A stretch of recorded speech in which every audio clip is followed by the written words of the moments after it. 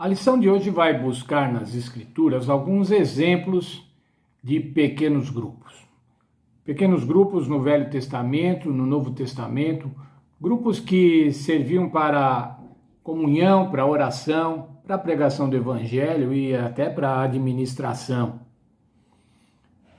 E nós vamos ver nesses exemplos de pequenos grupos da Bíblia quais também podem ser as características dos nossos pequenos grupos, dos pequenos grupos da atualidade, daqueles que vamos implantar ou que já implantamos ou dos quais participamos hoje. A primeira experiência de divisão em pequenos grupos que a Bíblia apresenta está no livro de Êxodo e foi feita com Moisés. Lembram-se que Moisés havia saído do Egito depois das pragas, depois que ele conseguiu sair com o povo do Egito, o faraó libertou do Egito, eles estavam no deserto. E a Bíblia diz que eram 600 mil homens. 600 mil homens, mais as mulheres, mais as crianças, os animais. E Moisés administrava, geria, cuidava desse grupo.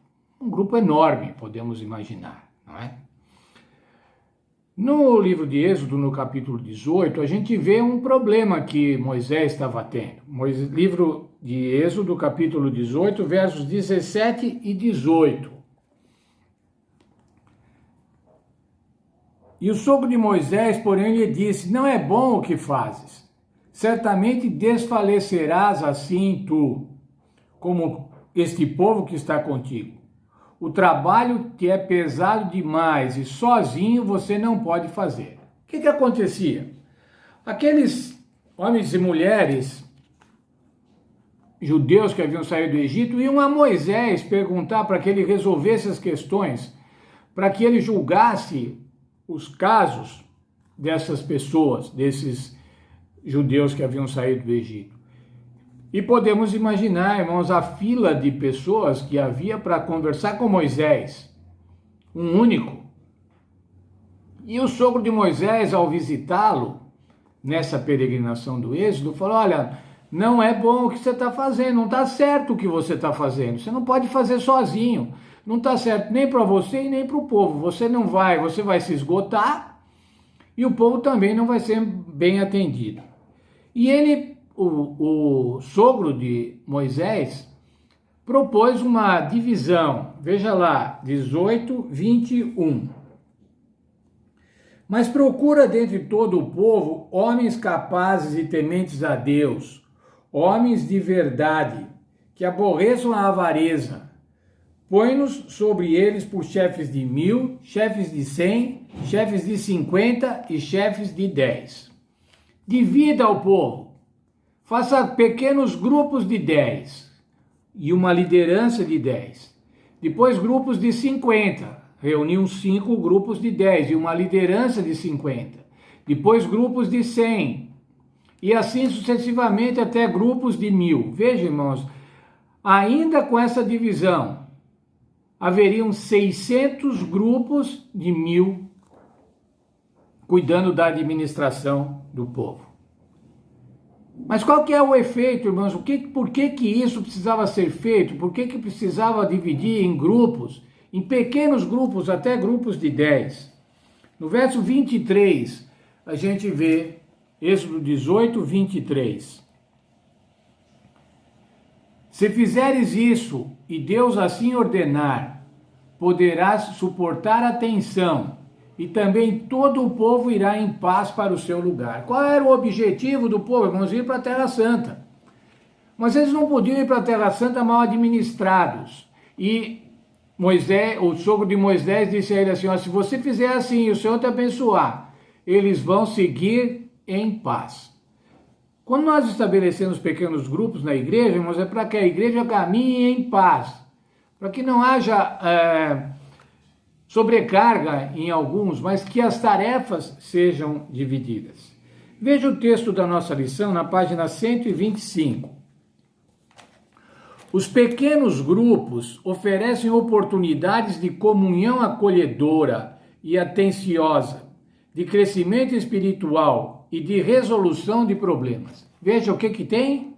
Comunhão acolhedora. Quando você está num grupo de 10, você conhece todas as pessoas. Quando você está num grupo de 100, você já não conhece. Você pode conhecer, mas você não se relaciona com todas as pessoas. Quando você tem uma igreja de 500 membros, você conhece alguns. Você sabe o nome de alguns, mas não sabe de todos.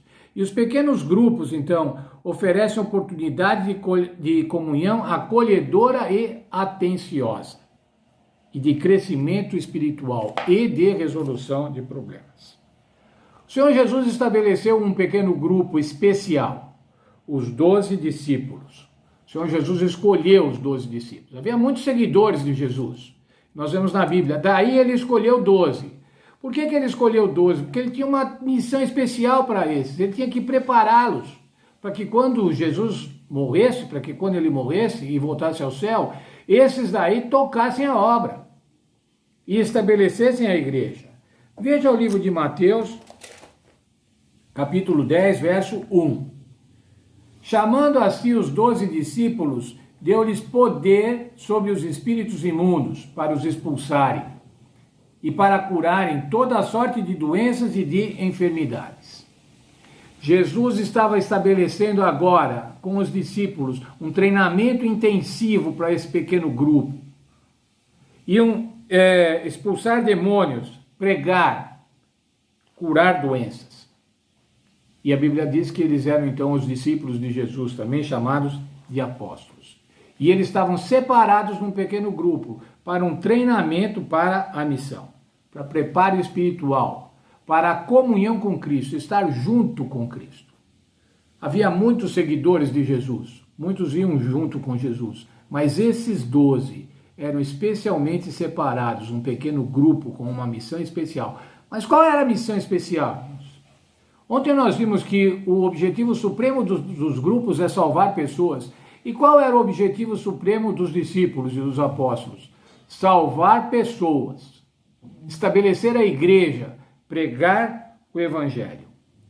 Alimento espiritual para as pessoas, salvação. Ao estabelecermos pequenos grupos, esse deve ser também o nosso objetivo.